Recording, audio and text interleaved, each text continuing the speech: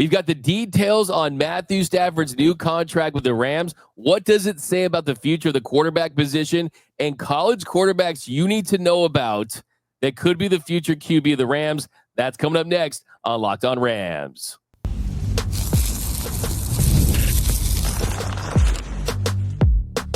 You are Locked On Rams, your daily Los Angeles Rams podcast. Part of the Locked On Podcast Network, your team every day.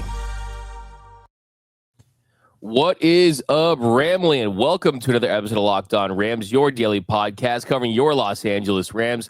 Free and available wherever you get your podcast. Locked On Rams, part of Locked On Podcast Network, your team every day. We're also available over on YouTube, so if you haven't yet, do us a huge favor. Join the party. Just hit 17,000 subscribers, so special thanks to all you guys and the new listeners, new viewers out there. Yeah, just hit the subscribe button, hit the notification bell, hit the like button. My name is Doug McCain. You can follow me on X and Instagram at DMAC_LA. I've been covering LA sports for over a decade, 24/7 Sports, Bleacher Report, SI, Dodgers Nation. And as always, I'm joined by the Rams pre, half, and post-game show host for the Rams flagship radio station, ESPN 710 LA. He's entering his 10th season covering your Los Angeles Rams, the People's Champ, Mr. Travis Rogers. You can follow him on X at Travis Rogers. And on today's show, we finally have the details of Matthew Stafford's new deal. We're also going to throw out some quarterbacks that you need to know about that could be the Rams' future QB.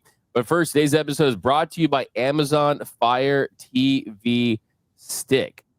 The Amazon Fire TV Stick, turn any TV into your Xbox, no console needed. Head to Amazon.com/Fire TV Locked On to learn more. All right, Travis. So we've been waiting about the new details of Matthew Stafford's contract, and finally we have gotten them. So it's a new 2-year, $80 million contract. It begins in 2025, $56 million guaranteed, has an option bonus that adds the next 2 years. So you got a $26 million raise, $35 million in dead money, only $6 million in cap savings if he's released in 2026. There's also 3 void years added to the contract after 2026.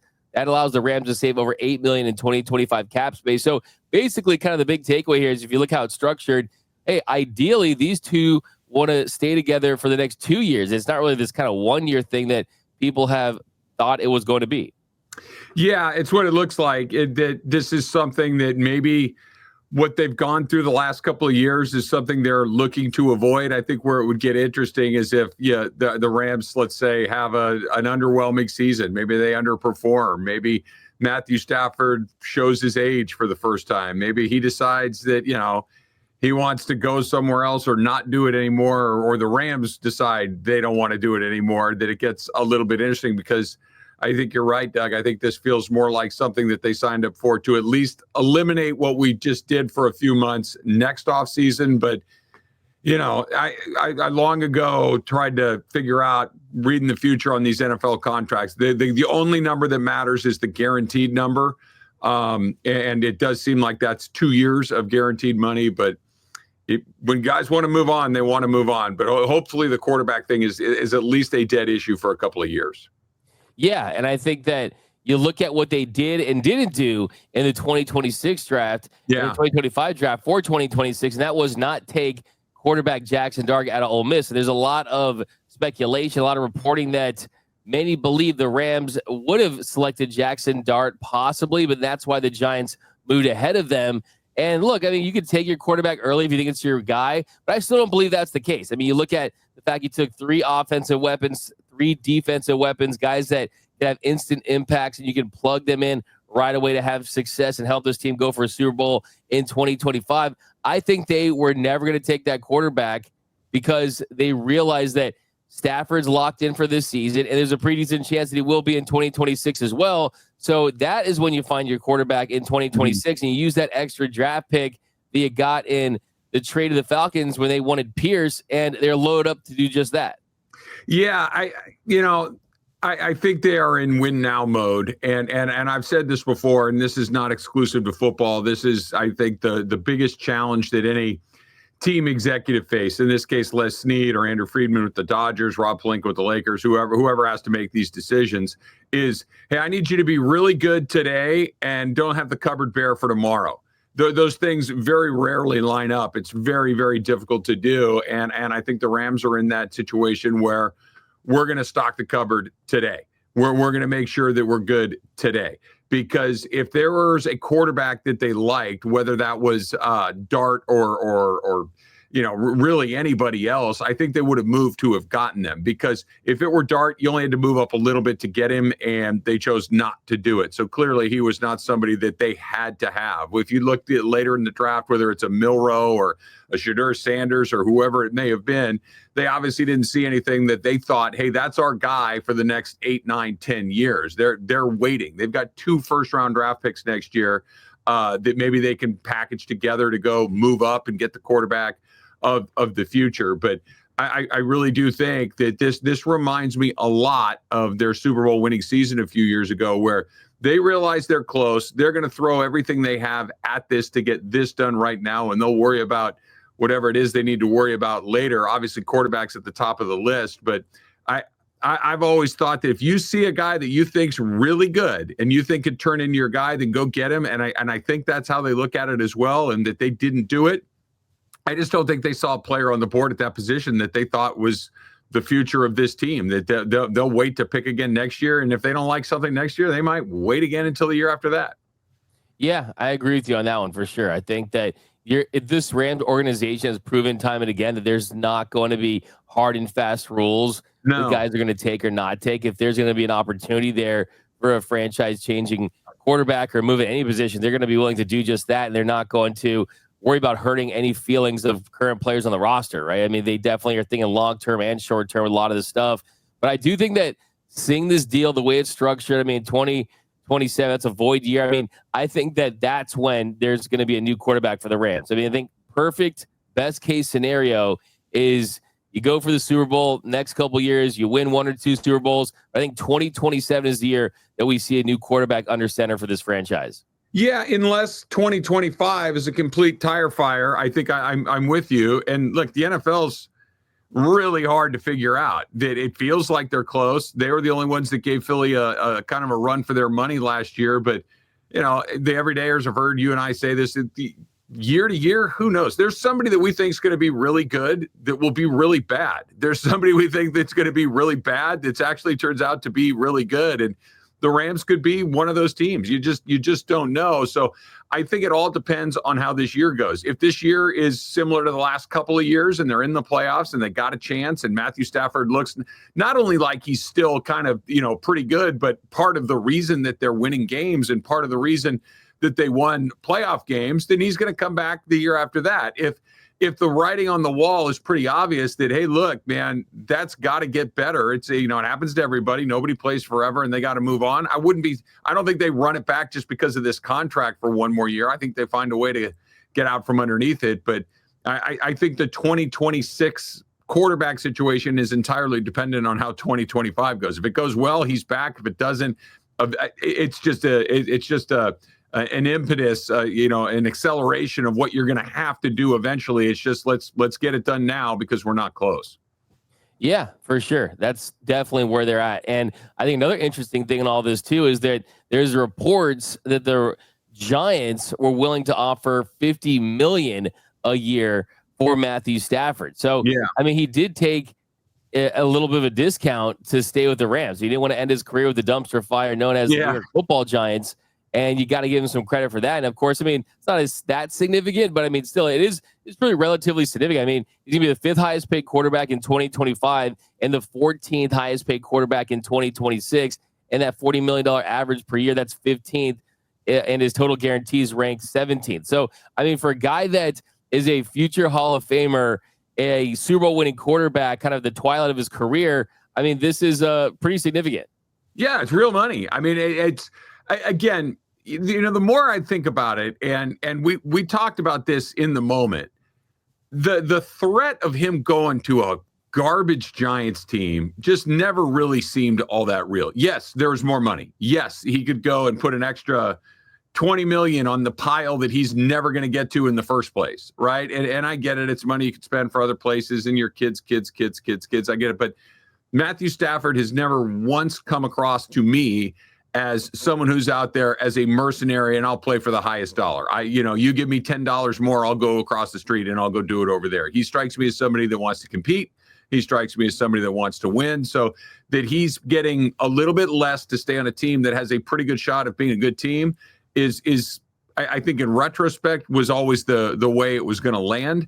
And I think he got what he needed too, in the sense that he's not at the bottom of the stack. He's relatively close to the top of the stack for this year. He's, in the middle of the stack for next year. And for a guy in his late 30s, that seems like it's not disrespectful at all. I understand how that works. It always kind of made me scratch my head before, that it's not about the money, it's about the respect. That makes more sense to me the older I get. It's like, I'm not saying that I have to have the most, but I can't have the least either. That there's something to that.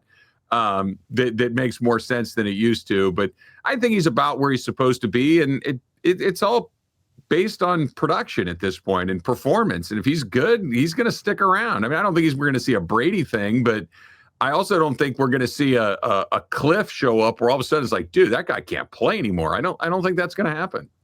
Yeah, and you point out too. I mean, if you don't want to be, just because you don't want to pay the most, you don't want to pay the least. You definitely want to get your value. But when you've been doing it for a long period of time, usually your overall career earnings are going to be more than the guy who, even though they might be making more than you, they haven't been doing it as long as you, so you'll still be winning in the end. And his career earnings are, wait for it, $364.3 million. So yeah, he is going to be just fine going for another gold jacket. By being with the Rams. I think he's got that gold jacket, but I think that he wants to go for another Lombardi trophy. But coming up next, we've got some quarterbacks that you need to know about. At least know their names. At least have them on your radar, because they could be the future quarterback for the Rams. That's coming up next on Locked On Rams. Did you know that your Fire TV is also an Xbox? You can turn any TV into your gaming and entertainment hub with Fire TV Stick 4K devices. No console required. Just grab your paired controller, subscribe or sign in to Xbox Game Pass Ultimate with EA Play included, and you are ready to go. Dive into hundreds of premium titles, including EA Sports College Football 25 to Call of Duty, as easily as you stream your favorite shows, right? And sometimes do you ever find yourself flipping between apps to find one place that just works? With Fire TV Stick 4K, everything is in one place. We're talking Netflix, we're talking YouTube, and beyond. Everything right there. A much, much smoother interface with faster 4K ready streaming with the Fire Stick. So head to Amazon.com/Fire TV Locked On to get started. Xbox Game Pass Ultimate subscription and compatible controller required. Available on select devices, including Fire TV Stick 4K, second generation, Fire TV Stick 4K Max, first and second generation, and Fire TV Cube, third generation.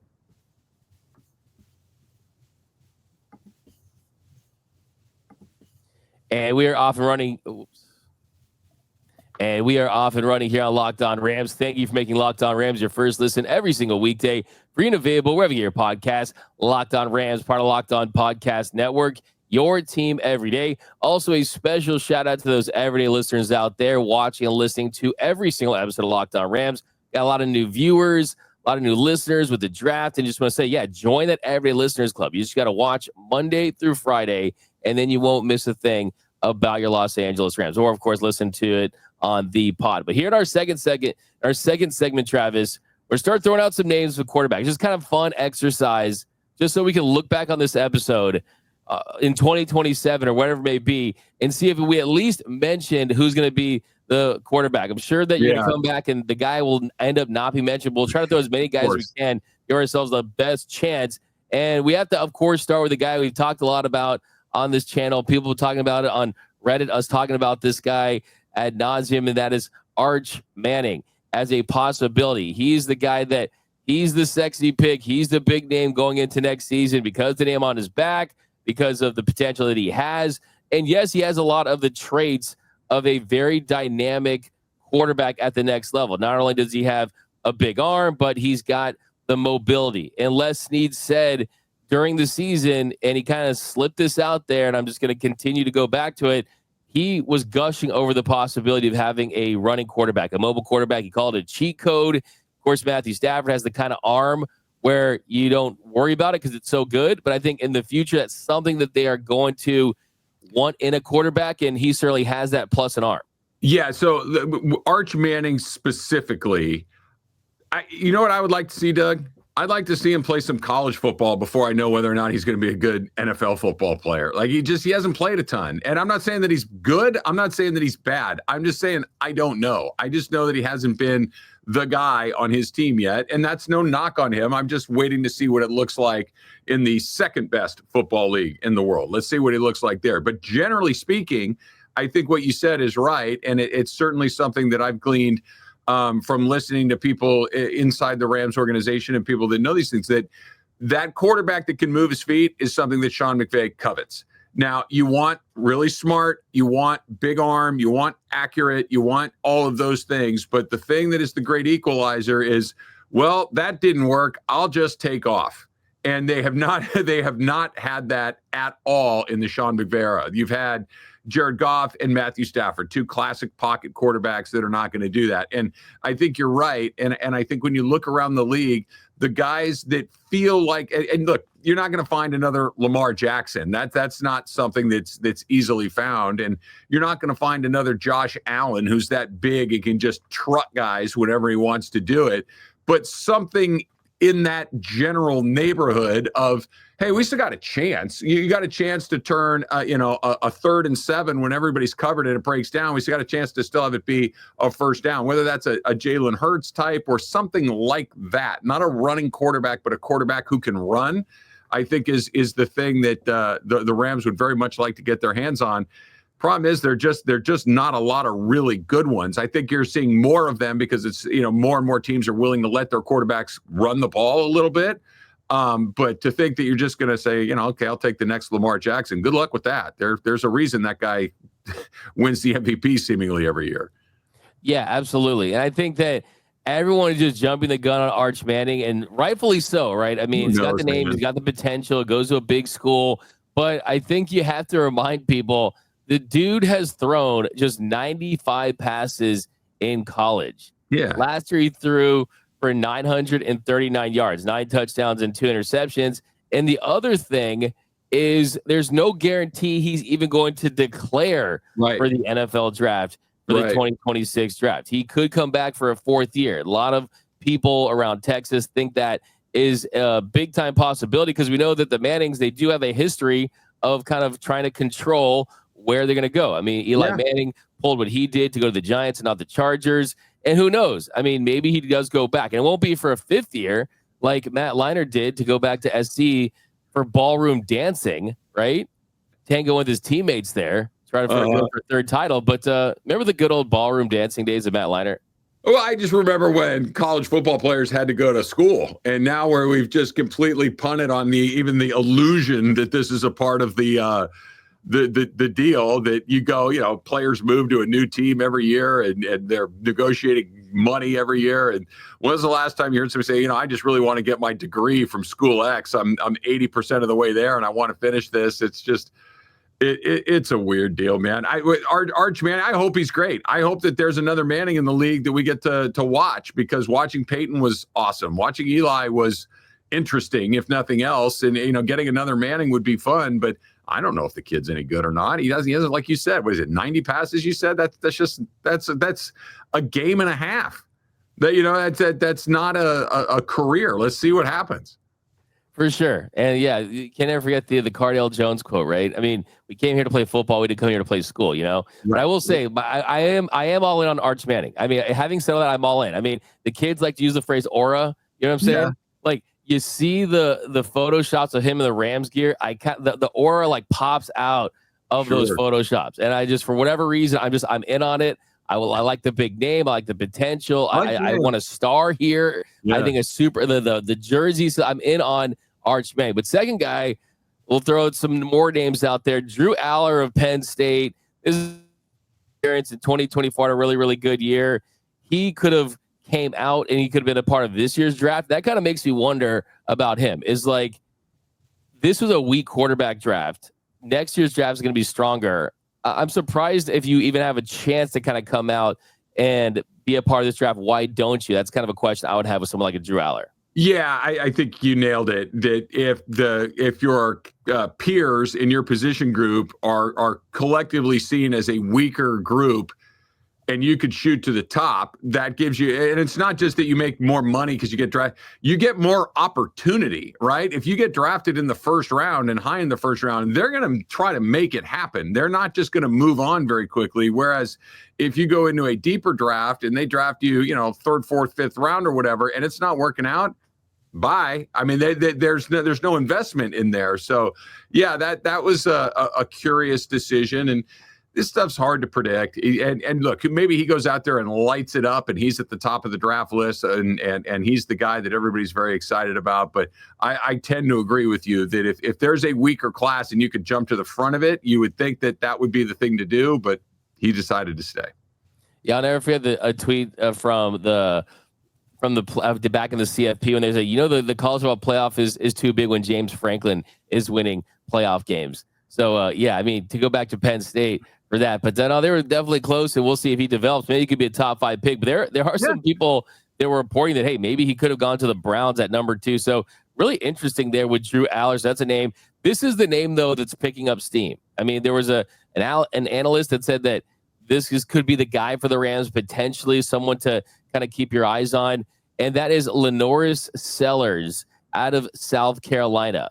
This is someone that is a true dual threat quarterback. Threw for 2,534 yards, also rushed for 674 yards in his first year as a starter. So a lot of upside. It still has a lot of room to grow. 7 interceptions, 18 touchdowns. So yeah, I think that's a name that I'm going to be kind of looking out for this season as a guy like, hey man, if he blows up and you're looking for that true athletic quarterback, maybe it's a Sellers type. Well, I've said this before. The everydayers will recognize this. I like guys that play in big games. I like guys that are from big programs. Now, South Carolina hasn't been in the mix a ton, and it's not like they're competing for national championships or college football playoff berths. But when you play in the SEC, every game's a pretty big deal. And when you play against Georgia and Alabama and Texas and Oklahoma and LSU and Florida and the bigger, the heavyweights in the SEC, you're going to play against a lot of NFL players. You're going to play against a lot of NFL defensive linemen, a lot of NFL cornerbacks. And if you can go in there and hold your own against those guys, I think that's a pretty good indicator that you've got the right stuff. So, if he goes out there and has a year in the SEC against what is, almost exclusively NFL level talent on some of these teams and holds his own against them, that's terrific. I would love to see something like that. Absolutely. So will the Rams be buyers on Sellers? We'll see. Okay, I'll show myself out on that one. But this is another dude who I watched a good amount of him last year. ESPN's Jordan Reed actually took a bold swing and said that will be the Rams' next quarterback, and that's LSU's Garrett Nussmeier. Are you going to hop on the Nuss bus for next season? I mean, in 2027? I mean, take everything I said about and apply to exactly the South Carolina guy and put it on the LSU guy. Yeah, I mean, if you can play down there, look, quarterbacks to me are the most difficult thing to find, but also I know exactly what I'm looking for. Number 1, I need you to be smart. Number 2, I need you to be accurate.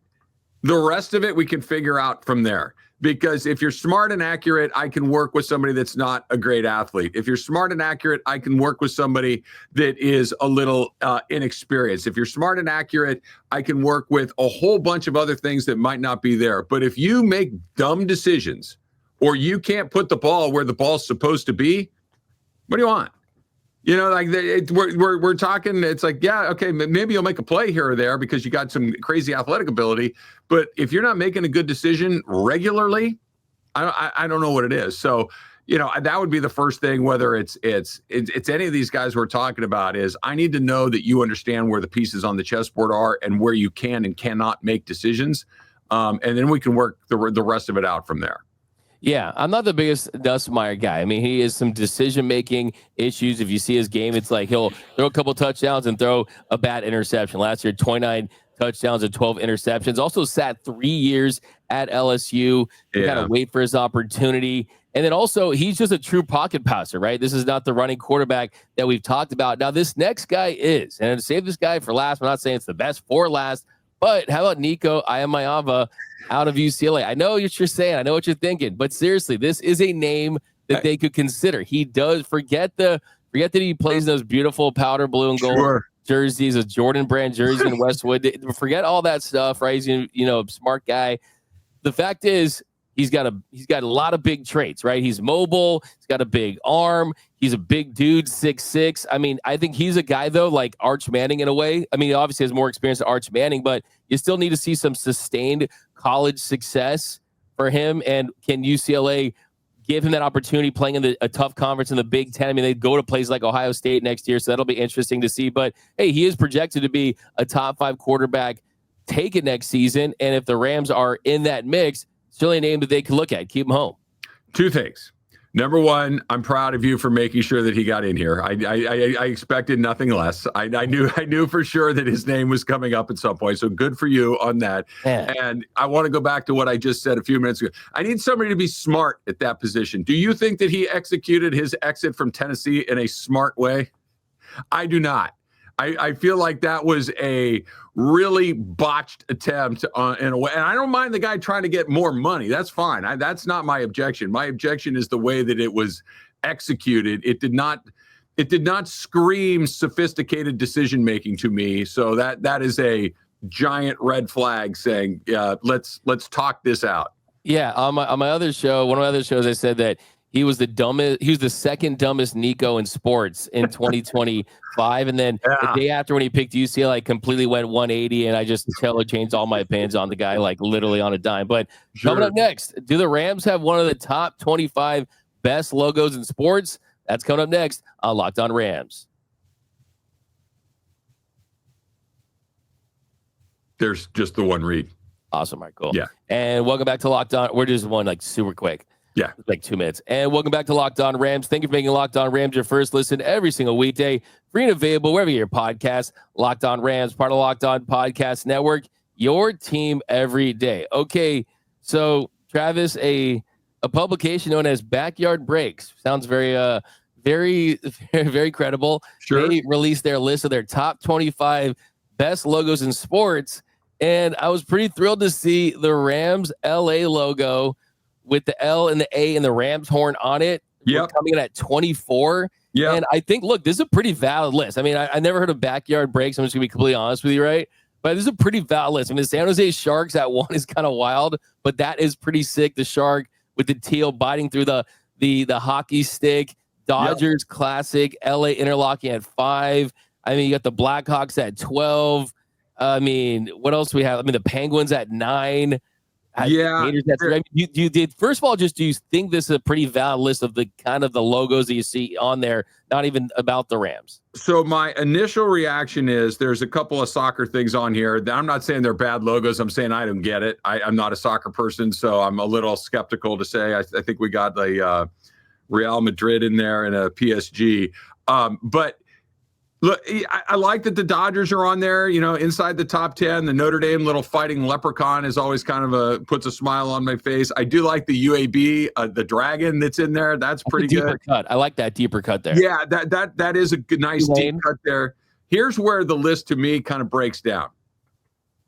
I believe, and maybe, I guess if we're talking logos, this may not be the best jersey in sports is the Toronto Maple Leafs. It is the cleanest, just blue, white, perfect, never really changes. And it is just every time you see it, you're like, oh yeah, I wouldn't change a thing. That's not here kind of makes me go, That is I give you that. It is that blue and white is extremely clean.